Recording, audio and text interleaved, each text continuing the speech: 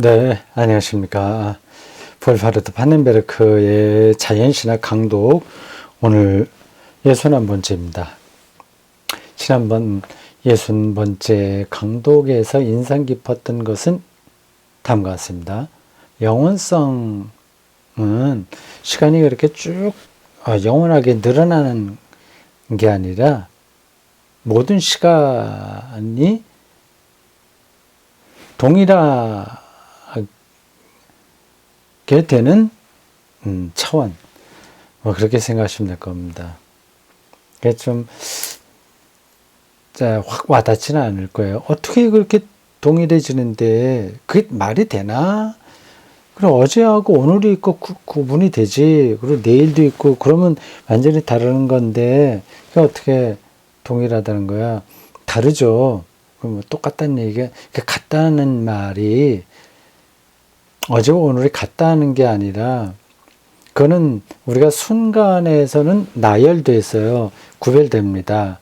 그러나 영원성이라고 하는 개념 차원에서는 하나인 거예요.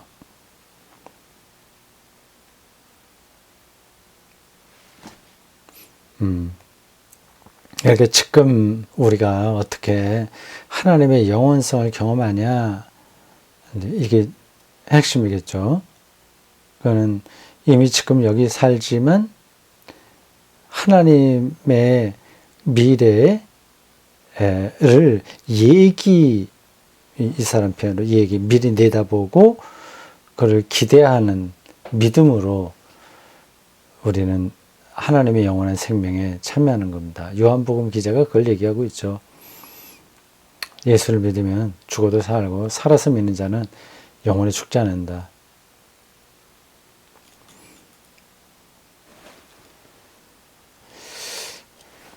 자, 오늘 61강 171쪽 위에서 5째 줄입니다. 이와 연관하여 물음이 제기된다. 시간적으로 존재하는 모든 것을 포괄하는 영원성의 기능과, 우리는 다 지금 시간적으로 존재하잖아요. 기능과 시간 속에서 발생하는 세계 과정 자체 간의 관계는 무엇인가?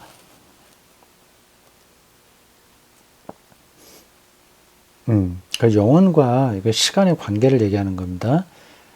이 관계가 점진적 통일화의 과정으로 파악된다면 영원성은 미래로부터 시간 속으로 들어오게 된다. 시간 양식들 중에서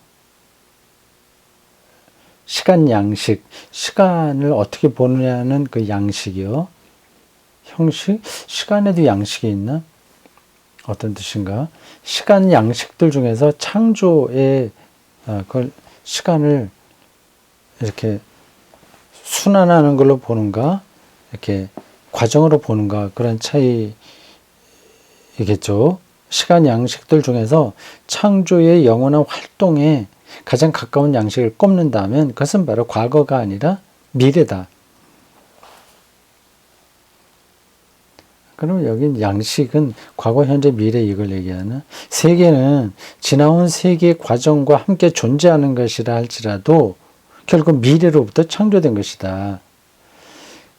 이렇게 생각을 하기가 쉽지 않죠. 그 60강 거의 뒷부분에 제가 한 말씀 드린 거 기억하시는 분 계실 겁니다. 우리의 일상에서 경험하는 것들을 완전히 극복하지 않으면 이러한 책들을 따라가기 힘들다고 말이죠. 근데 이러한 책만이 아니라 지금 물리학자들도 다 그 얘기를 합니다. 특히 이제 양자 중력이 되면서 이 세계에 대한 우리의 생각을 완전히 접지 않으면 그 양자 중력의 세계가 감이 안 잡히는 겁니다.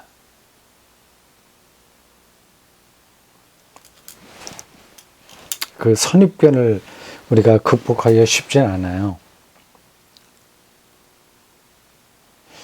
과거가 아니라 미래다.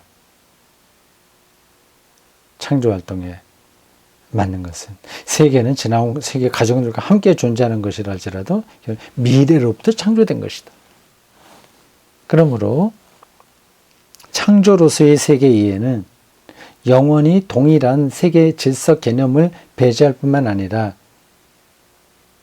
영원히 동일한 게 아니라 엄밀한 의미에서 점진적 발전으로서 세계 과정도 과정 개념도 원인이 있어서 결과로 차근차근 이렇게 발전해 나가는 그런 개념도 그것도 배제하는 거겠죠. 태초에 앞서 뿌려진 배아가 자기 활동을 통해 스스로 전개되어 가는 과정으로의 세계 과정 개념도 배제한다. 영원한 것이 회귀하는 코스모스 안에서 돌고 도는 것도 아니고 빅뱅 때의 그 핵이 아주 가장 작은 덩어리가 거기에 모든 것이 담겨서 그대로 천천히 발전해 가는 것도 아니다. 만일 자연과학이 엄밀한 목적론적 의미 맥락에서 목적론적이라고 하는 것은 결정되어 있다는 거예요. 어떤 방향이 의미에서 자체로 닫힌 발전 과정으로서 오늘날의 우리 세계의 전체 형성 과정을 설명해 내야 한다면 창조 개념은 부족한 것이 될 수밖에 없을 것이다. 이것은 이제 충돌하는 겁니다. 엄밀한 목적론적 맥락에서 닫혀진 세계, 그렇게 물리적 원칙과 방정식을 세워놓으면 그거대로 이게 다 이 세계가 결정된다, 결정되어 있다. 그렇게 본다면 성서가 말하는 창조 개념하고는 이제 맞닿는 지점이 없는 겁니다. 그와 같은 목적론은 세계 과정들 내에서 일어나는 어떤 우발적 발생 사건들도 완전히 배제할 것이기 때문에 그 원칙대로만 흘러가야 되니까요.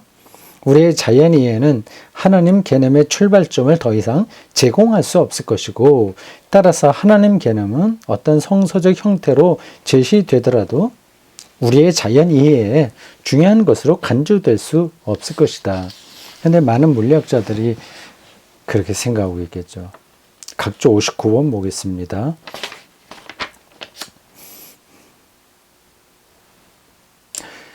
그러나 이는 닫힌 발전 과정들의 내재적 목적론에만 적용된다. 세계 과정을 지배하는 신적 의지의 초월성 속에 발생 사건들의 목적에 근거되어 있다고 보는 섭리신앙의 초월적 목적론은 이건 옳다고 봐야죠. 유한한 사건들의 수준에서는 우발성 개념과 상당히 일치한다고 보인다. 그렇죠. 목적론도 좀 다른 게 있는 겁니다. 아리스토텔레스에 근거하는 스콜라주의는 자연 내의 목적론적 과정들은 지성을 통해 목적을 설정하는 어떤 원인을 전제한다는 과정을 통해 내재적 목적론과 초월적 목적론을 결합시켰다. 그래요? 아이고, 그 말 자체도 힘드네.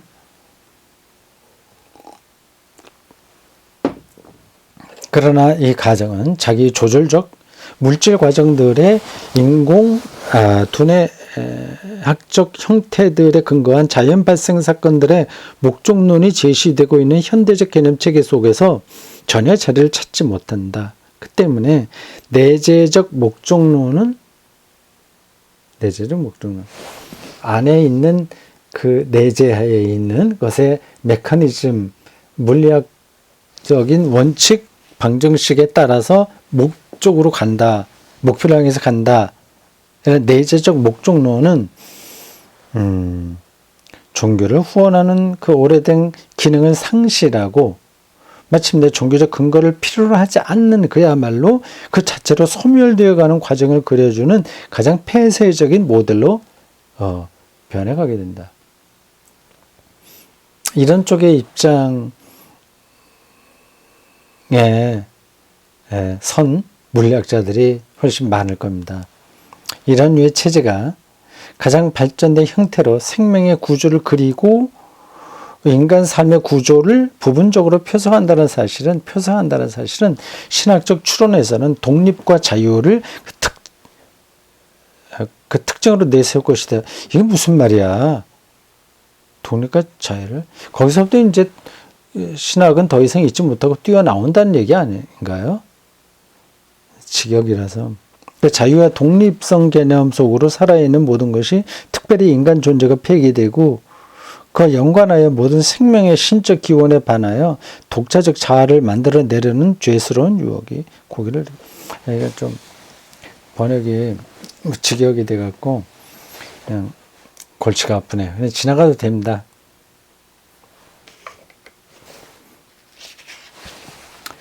요 소제목 이제 다 끝났어요. 핵심은 우리가 알겠습니다. 시간과 영원, 시간은 지금 우리가 경험하는 이렇게 흘러가는 이런 거하고 영원, 그 관계에 대한 설명이었습니다. 미래가 오히려 현재를 창조한다. 그런 관점입니다. 성서적 창조 이해가 그렇습니다. 근데 그게 아니라 이 물리적 메커니즘이 딱 정해져 있어서 우리가 몰라서 그렇지 찾아내고 있는데 그것에 의해서 그 내재적 목적론으로 간다. 이 세계가 그렇게 간다. 그러한 닫힌 우주론을 주장하는 물리학하고는 신학이 함께하기 힘들다. 거기까지 얘기입니다.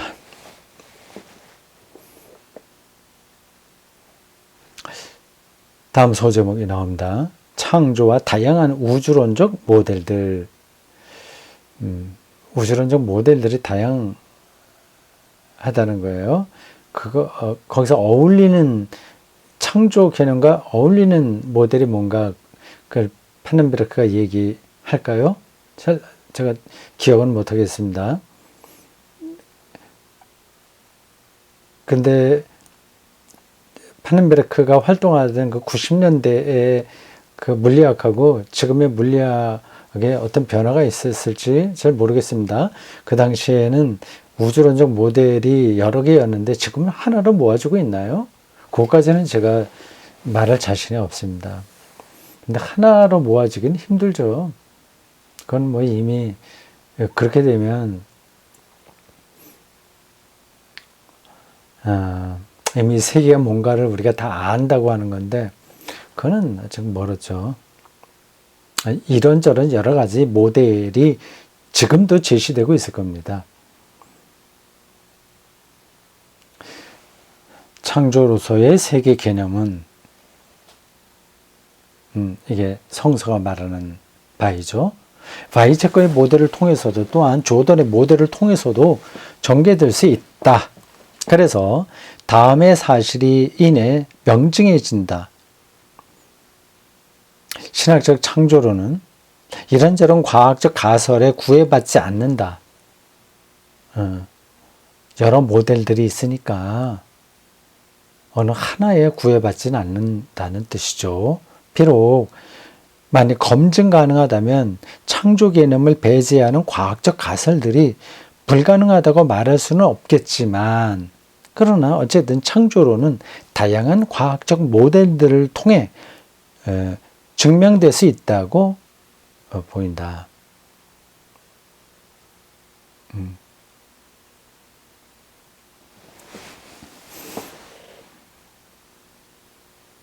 그렇죠. 그게 가능하지 않으면 자연신학은 불가능한 겁니다.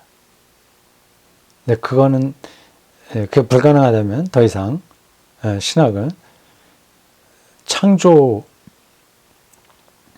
대해서 말하지 말아야 됩니다.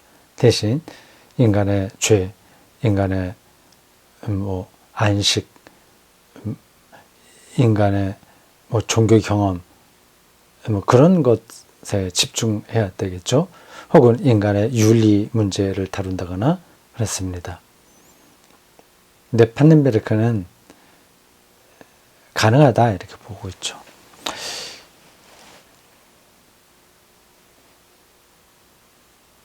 우리가 바이체커의 모델을 따른다면 우주의 전체 과정을 가리키는 창조의 영원한 활동이 아니라 창조의 시간 내 시작을 우주의 팽창 초기에 발생한 본래적 폭발과 연계하여 설명해 내야 할 것이다.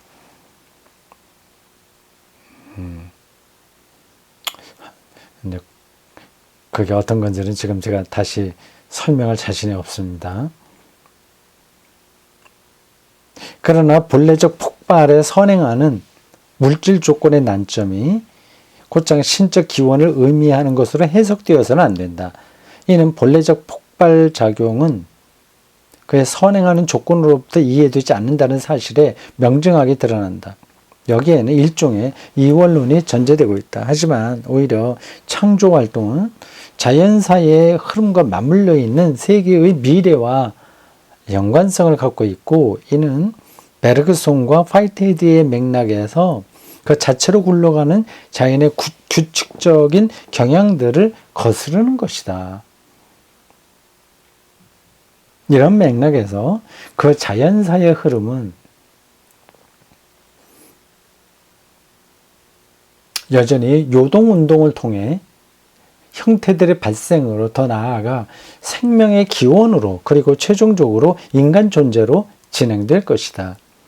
그 흐름 속에서 거듭되는 예외적 발생 사건들은 자연사의 계속적인 진행에, 역사가 자연을 역사로 보는 겁니다. 하나의 원리로 보는 게 아니라 그 물리학적이고 과학적인 그 규칙으로 보는 게 아니라, 그걸 부정한다는 게 아니라 그게 다 역사성이 있다는 겁니다. 그 자연사의 계속적인 진행이 근본적으로 중요한 것으로 간주될 것이다. 만일 우리가 조던의 개념을 따른다면, 앞에서는 바이체커를 했고 창조 개념은 바이체커의 경우보다 더 확실하게 배제될 것이다.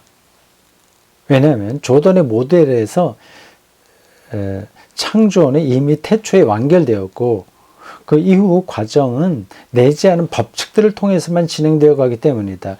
이건 파넨베르크의 창조론에서는 용납되기 힘든 주장입니다. 내재하는 법칙들이 아니죠. 그거는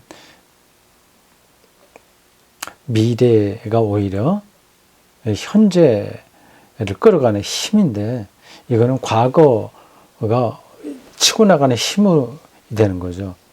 하지만 여기서 창조는 시간이 등장하는 최초의 순간에 존재하였던 최초의 기본 입자상의 등장과 더불어 완결되는 것이 아니다. 오히려 새로운 물질은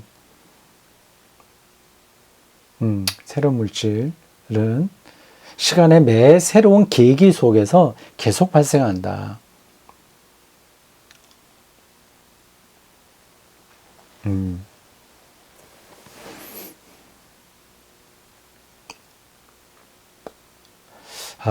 요게 계속 발생한다고 하는 예를 좀 우리가 알았으면 좋겠는데, 뭘까요?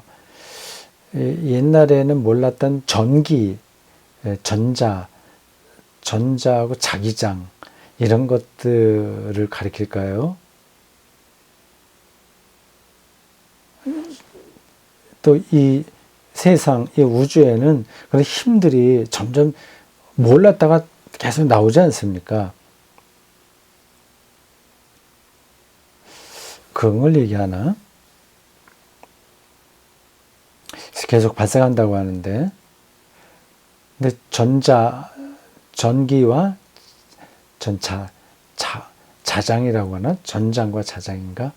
하여튼 그런 힘들이 있어요. 빛도 있고, 그런데 빛만 우리가 알고 있었죠. 근데 그건 이제 물리학자들은 뭐 새롭게 생긴 게 아니라 원래 있던 걸 우리가 발견하는 것 뿐이다, 그런 말할 텐데, 어떤 건지 제가 지금 정확하게 구분해서 설명할 수가 없네요. 창조는 중단 없이 계속되는 발생 사건들로서 간주될 것이다. 그렇다면 법칙들 자체와 그 법칙들을 통해 기술되는 발생 사건들의 구조는 세계 과정 속에서 발생할 뿐만 아니라 그 계속되는 과정 속에서 계속 변화해 갈 것이다.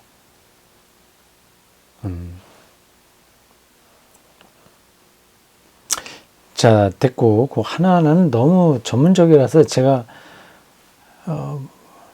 그냥 설명을 따라갈 뿐이지, 여러분들에게 쉽게 해석해 드릴 수는 없네요. 첫 번째 바이체거 얘기했고, 두 번째 조던했고, 이번엔 번디가 나옵니다. 정지 모델 개념에서는 세계를 창조로 이해하기란 보다 어렵다, 더 어렵다. 여기서 우리는 시간의 시작이라는 개념 자체를 완전히 삭제해야 할 것이다. 그러나 만일 창조 개념이 세계의 시작이 아니라 세계 과정의 전체성을 지시하는 것으로 해석될 경우, 완전 시작했다 이게 아니라 전체, 지금 진행되는 것까지 포함한 모든 것으로 우리가 본다면 이 모델은 극복 불가능한 난점을 극복하게 된다. 번디의 모델을 신학적으로 해석해 내기란 보다 까다롭다. 왜냐하면 그의 모델은 무로부터 없는 데서부터 새로운 물질이 발생하여 계속적으로 우주에 영향을 미친다는 것을 주장하고 있고, 그리고 번디는 이를 계속적 창조로 명명하고 있는데, 이러한 개념은 우주의 법칙적 구조와 완전히 배치되고 있기 때문이다.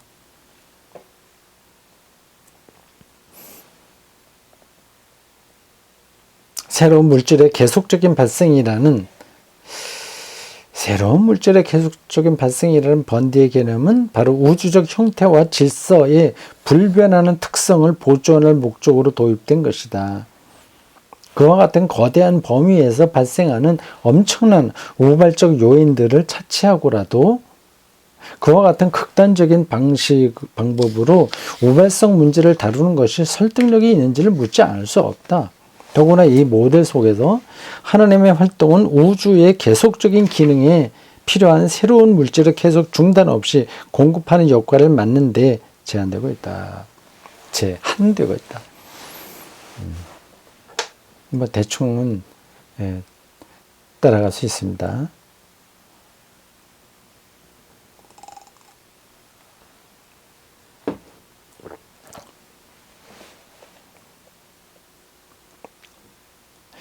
세계의 과정을 설명하는 처음에 두 모델을 언급하면서 바이체커와 조던이었어요.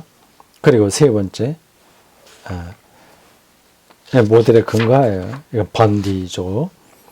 그 한계를 농구하면서 우리는 하나님에 의한 세계 창조를 의미 있게 언표할 수 있을 것이다.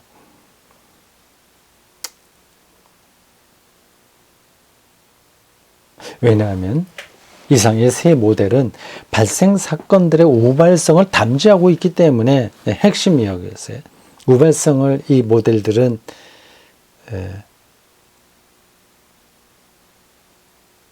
붙들고 있는 거죠. 그들의 모델에 들어있는 거예요. 그에 근거하여 하나님과 세계의 차이, 즉 하나님의 초월성을 완벽하게 확증해낼 수 있기 때문이다. 하나님의 활동은 주어진 어떤 것을 통해 제약받지 않는다는 의미에서 하나님은 자신으로부터 세계를 구별한다. 이게 이제 하나님의 초월성이에요.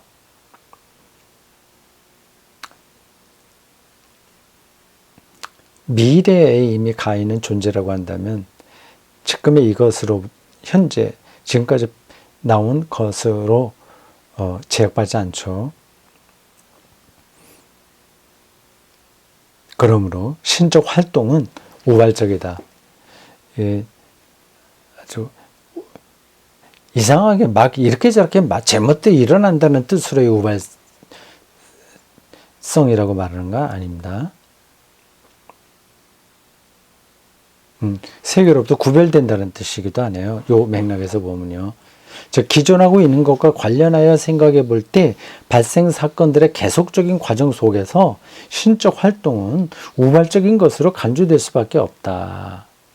하나님의 활동은 각 사건 속에서 즉자적으로 주어진 것을 넘어서서 구름이 껴서 비구름이 몰려와서 따뜻한 구름과 뭐가 만나면 비가 내린다. 이건 곧 즉자적인 거거든요. 그것을 넘어서서 그것과는 구별된 어떤 것을 만들어낸다. 따라서 신적 활동은 유한하다.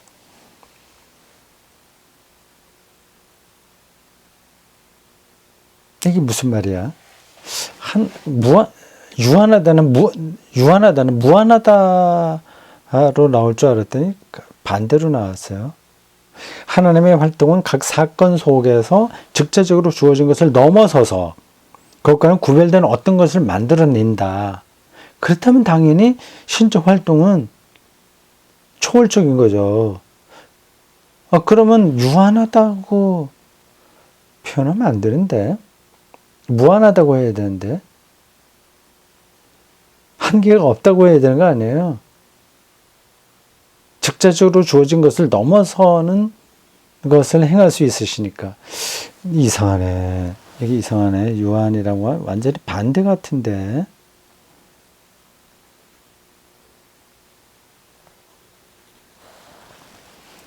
또 보겠습니다. 그리고 이러한 의미로 그것은 하나님의 활동에 의해 존재로 도래하게 된 세계와 하나님 간의 차이를 설명한다. 네, 유한하다. 이거는 정말 잘못 번역된 것 같습니다. 신적 활동은 무한하다고 해야죠. 놀랍다고 해야죠. 근데 왜 유한하다고 했을까? 번역할 때 착각을 했나?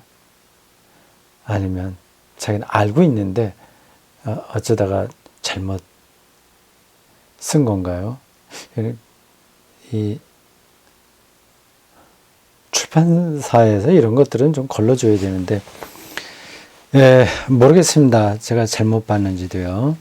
하여튼 제가 쭉 책을 따라가면서 생각했던 관점에 따르면 요거는 유한하다가 아니라 무한하다로 해야 하는 게 맞습니다.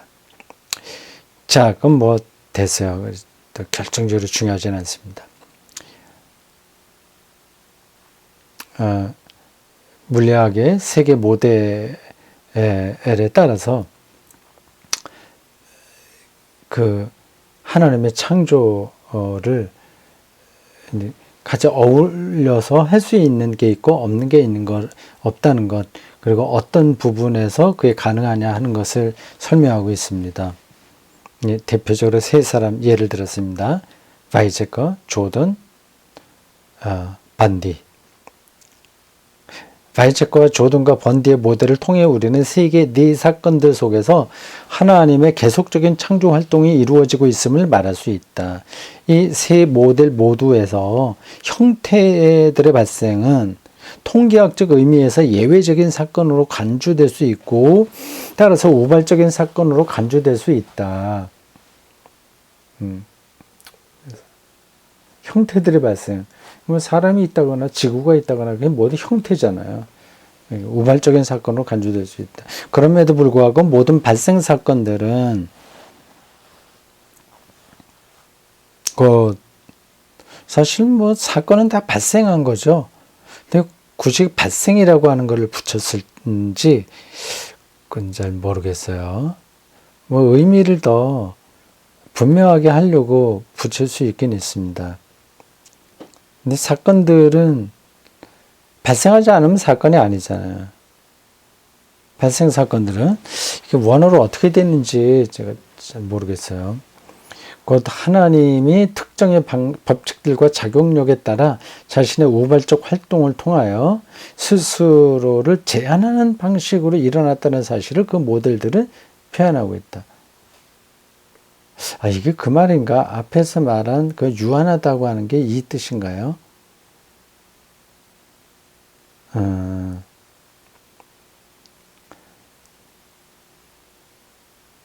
이 문장 다시 보겠습니다. 그럼에도 불구하고 모든 발생 사건들은 하나님이 특정 법칙들과 작용력에 따라 자신의 우발적 활동을 통하여 스스로를 제한하는 방식으로 일어났다는 사실을 그 모델들은 표현하고 있다. 이건 이해할 수 있어요. 예. 물이 이 위에서 밑으로 흐르는 거를 못하게 하는 건 아니죠. 근데 다른 방식으로 우발적인 사건이 벌어지게 하는 거지, 기존에 있는 그런 것들을 망가뜨리지는 않은 겁니다. 그런 점에서 스스로를 제한한다, 그렇게 표현한 건데, 앞에서 나온 유한하다는 말도 그 뜻인가요? 다시 보겠습니다. 거기도 그 문장 보겠어요. 하나님의 활동과 각 사건 속에서 직접적으로 주어진 것을 넘어서서 그것과는 구별된 어떤 것을 만들어낸다.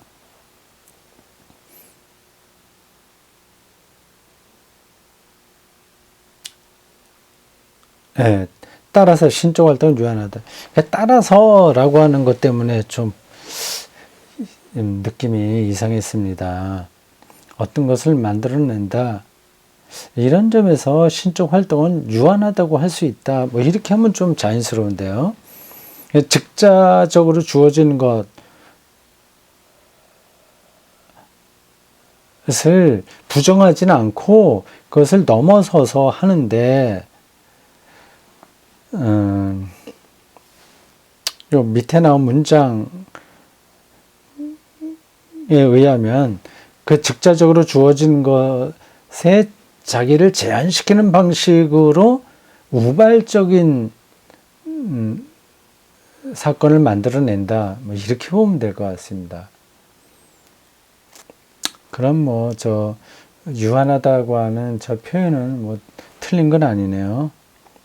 근데 이 문장 흐름이 좀 애매해갖고 제가 이렇게 했습니다. 그럼 그 다시 제가 한 말을 고치겠습니다. 그 바로 위에 있는 거요.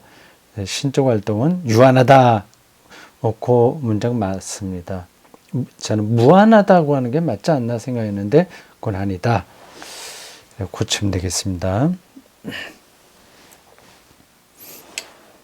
그리고 하나님은 규칙적인 연속성의 형태로 발생하는 물질 과정들을 전제하고 있고, 그 물질 과정들은 계속적인 신적 활동의 소재로 간주된다. 그러니까 콩 심으면 콩이 나와야죠.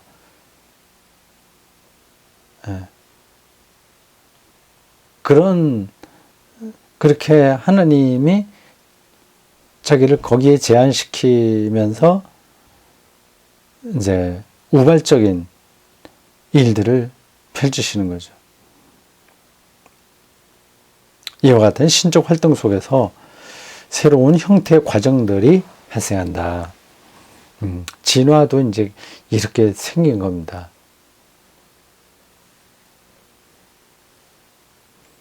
오랜 기간을 거쳐서요.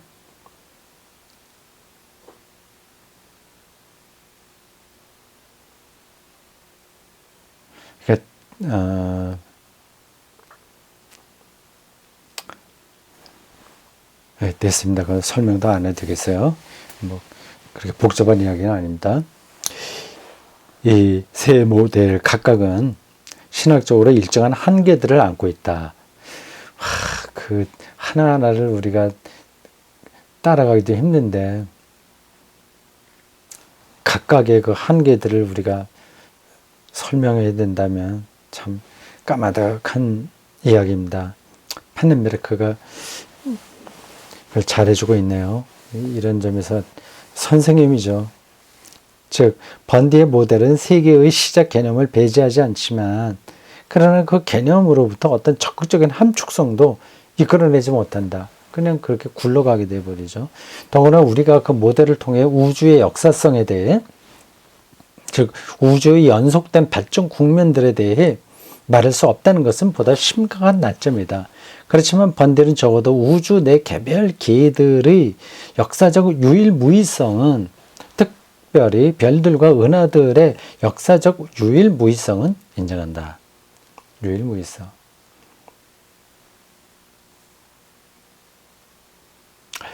우주의 시간적 시작을 가정하는 바이체커의 모델을 살펴보면 자연사의 연속된 국면들 속에는 유일무이성이 담지되어 있고, 이게 왜 중요한지 아시죠? 유일무이성이.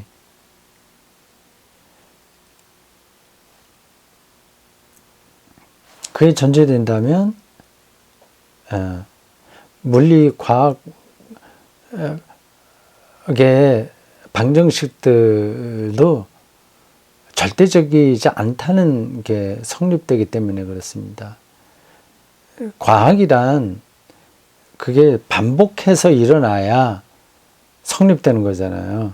근데 딱 한 번만 있었던 사건이라면 그건 과학적으로 증명할 수 없는 거죠.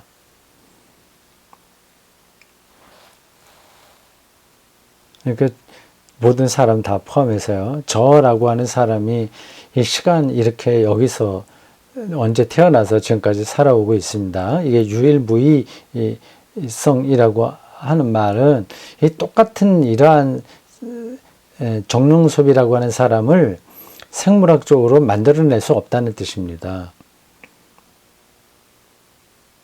그러니까 제가 한 인간으로서 어떤 특징들을 비슷하게 갖고 있으나 똑같은 건 아니죠. 지문이 다르듯이 다 다른 겁니다.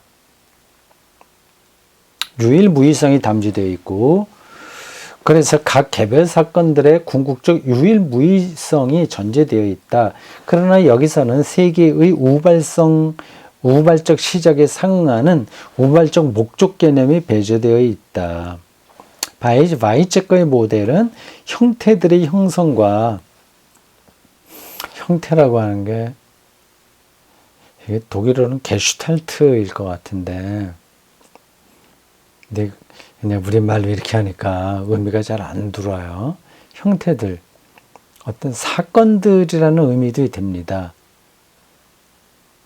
모델은 형태들의 형성과 같은 개별적인 예외적 과정들은 인정한다. 그러나 전체 과정에 대한 조망에서는 그와 같은 경이로운 과정들이 전제되지 않는다. 오직 아주 먼 미래에서나 일어날 열사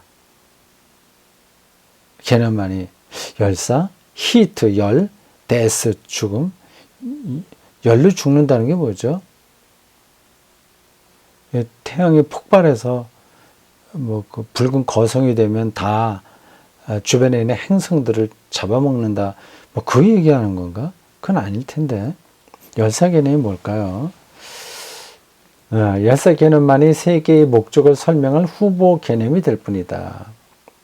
그러나 이 개념은 그 반대 운동, 즉 베르그손과 화이트헤드가 제시한 위로 나아가는 힘을 도입함으로써 수정될 수 있다. 이 작업은 바이체커의 모델을 넘어서는 일이 될 것이다.